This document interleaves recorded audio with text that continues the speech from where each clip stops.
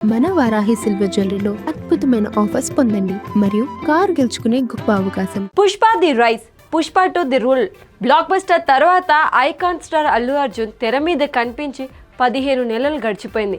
అందుకే తర్వాత రాబోయే సినిమా మీద విపరీతమైన హైప్ నెలకొంది. అత్యంత క్రేజ్ ఉన్న పాన్ ఇండియా మూవీలో ముందు వరుసలో ఉన్న అల్లు అర్జున్ అట్లీ కాంబో మీద ఎన్నో అంచనాలు ఉన్నాయో తెలిసిందే.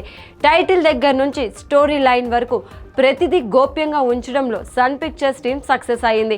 అసలు లీక్ అనేదే లేకుండా మెయింటైన్ చేసిన విధానం ప్రేక్షకుల్లో ఎగ్జైట్మెంట్ పెంచింది.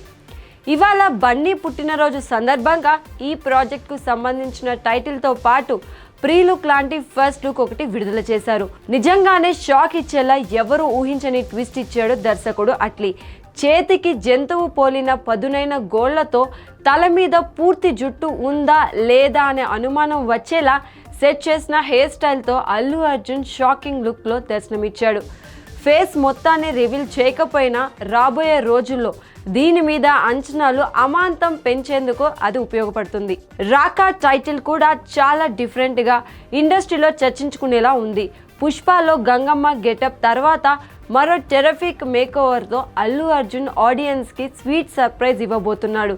దీన్ని బట్టి బన్నీ రాకాలో డ్యూయల్ రోల్ లేదా అంతకన్నా ఎక్కువ పాత్రలు పోషించడం కన్ఫర్మ్ అన్నట్టే.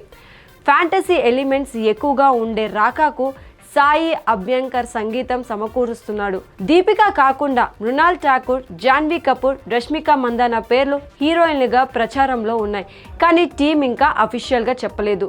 ఇక విడుదల విషయానికి వస్తే దాని గురించి ఎలాంటి అప్డేట్ లేదు.